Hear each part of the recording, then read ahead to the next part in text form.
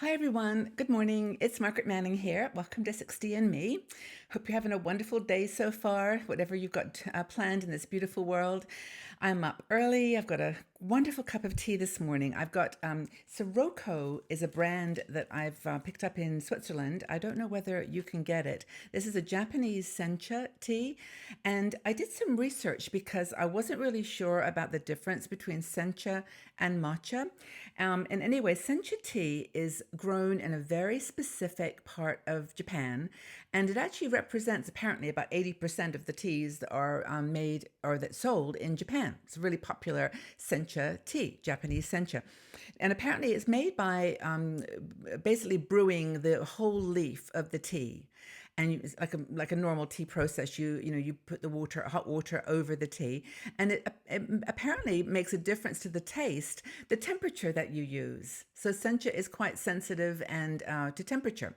Now matcha, on the other hand, is a powdered tea that is ground up, so that when you drink the tea, you're actually drinking the leaf. It's been ground into the tea, as opposed to sencha that you're just using like a brew from the leaf.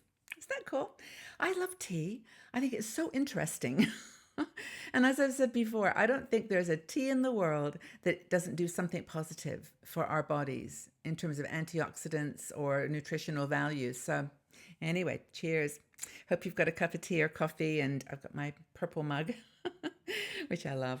Anyway, I hope that you're settling down and starting off your day, or maybe ending it with a smile, and all is well with you. It's very important to me. Now, I wanted to talk to you about today something that is on our minds as older women, I think all the time, at least at a subliminal level, and that is how we can make ourselves seen and known in the world, how we can use the wisdom, the insights, the perspectives that we have gathered over the years, and how we can share it with the younger people, younger women and guys, and how we can make something purposeful of our lives. There's a kind of a tug of war that goes on, I think, inside of us, however. We can do things like I'm doing right now. I'm wearing my sparkly necklace. I am not invisible today. I'm seen. And I wore this because I don't wear it that often, because I'm kind of sometimes think, oh, it's too fancy, or it's too showy, or it's just too much.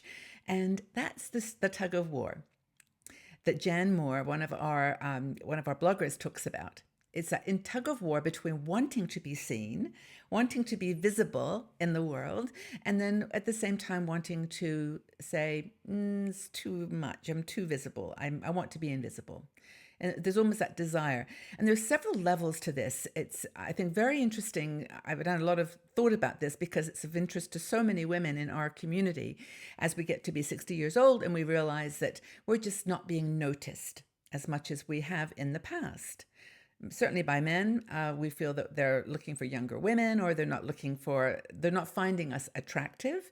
And then, and then others who just feel that they're just not being taken seriously. So it's kind of a physical level and also an emotional level, really complex.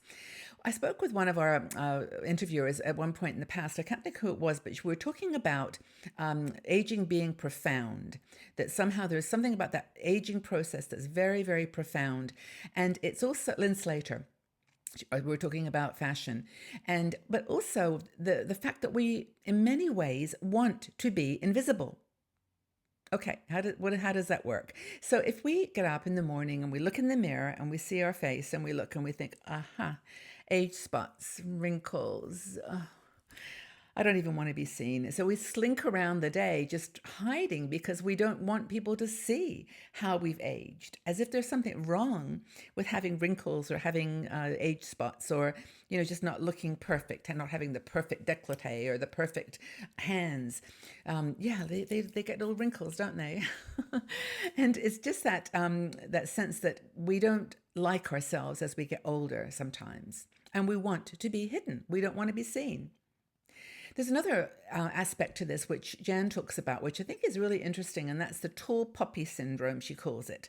I'm not sure whether that's a real term that's used in industry or whether she's just made it up, but the tall poppy syndrome is where women who do take the time to look beautiful, wear makeup, maybe even get facial, get plastic surgery or use cosmetic services, that they somehow stand up out of the crowd because they've made an effort to look beautiful, and they also beautiful by their terms and how they think society judges beauty, and we don't like them. We think that they're kind of just trying to be too successful, too visible. And it's back to that quote that Elizabeth Kubler-Ross told me years and years ago, which is, we often criticize the things in other people that we fear most in ourselves. Honestly, that quote, that is my quote for my life. It's just been so true, and I can apply it to so many situations. But is that true? We in some ways resent and don't want to accept women who are trying to do their definition of beauty and who want to appear to be visible in the world. And there's that kind of dynamic of we resent it. I think it's really interesting. So there's that conflict of opinions about being beautiful. We want, for example, working. If you want to get a job, we know we're not stupid. I mean, we know that people do respond and are attracted to people who are beautiful. It's just a scientific fact.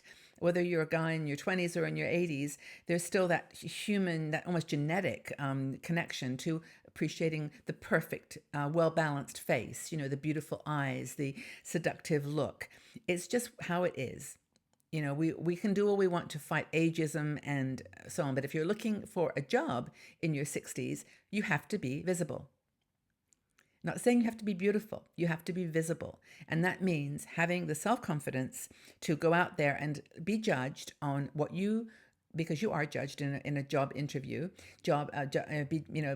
judged by what you do, who you are, what you believe in, your skills, your knowledge, your connections, and not about the way you look or the way you present. You have to, I think, want to be visible, but at the same time give up the idea that it has to be perfect. Now, a lot of people hate having their pictures taken. I'm always amazed when we ask this question on 60andMe, do you like taking selfies or do you like pictures? And I would say 80% of women say, I hate having my picture taken. Why? Why? Because of what we're talking about, this tug of war between wanting to be visible and wanting to be invisible at the same time. That fear of being seen to be getting old.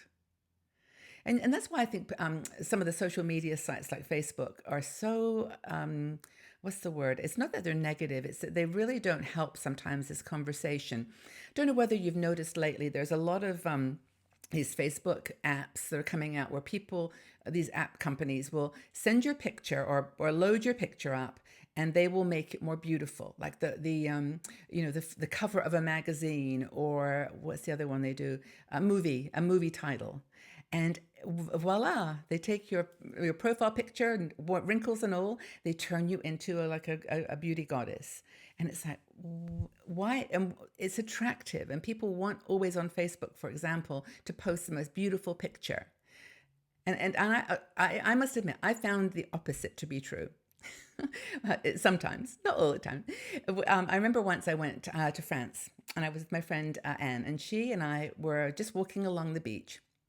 And we took pictures along the seafront, and there was this crazy ice cream shop, and it had this weird ice cream, life size, and where you could stand beside it. And my first one was like a smiley one, and the second one was like, I made some face, I forget what it was, and they were so different. I put them on Facebook. I said, which one do you guys like? And I would swear 95% said they liked the funky one, the crazy one. People don't want perfection. They don't want you to be perfect or beautiful. But there's this, it's an attitude. It's an attitude of self-confidence that shines through regardless of what you look like. And some people don't like being invisible. They want to be visible, so they do wild and crazy things. I think there's a middle ground, like everything. One thing that Jan talks about, I think, is very, very important, and that is the power of female friends. As we get older, we don't need our friends to be telling us all the time that we're beautiful or that we look nice or we're attractive or visible. We just need to give each other confidence and a boost as to who we are. You really did a great job presenting that or explaining that, or, your knowledge about that topic really, added to the conversation. Say things that make people feel good and positive about themselves rather than just the way that they look. This is super important. So the value of female friendships, and I think there's ways to do this with men too. I've got some guys who are friends who are younger, who I've met on my travels, and we've kept in touch. And they, of course, are not interested in me as an older woman necessarily, but we've become good friends based on similar interests and passions for life. And when we have conversations online, they are just as interested and enthralled and involved in our conversation as if I was a potential person for them in their romantic life. It's not the same, of course, but it's that appreciation for who you are. So I think, as Jan says, life is one big risk after another. We get out there, let our defenses down, let ourselves be who we are, wrinkles and all, extra stomach and all, and we just are who we are. And you say to the world, I'm visible, I'm here, accept me, love me, because I love myself. That's the key. Anyway, I hope that's really been helpful. I have this conversation with myself a lot, so thank you for listening to my thoughts about it, and I hope that you would like to leave your comments too. And just answer the question, do you have conflicted feelings about being visible and invisible? Look forward to your comments, and I'll join in the conversation too. Anyway, have a fabulous day, everybody. Go out and be your beautiful self, and I look forward to seeing you all again really, really soon. Bye-bye for now.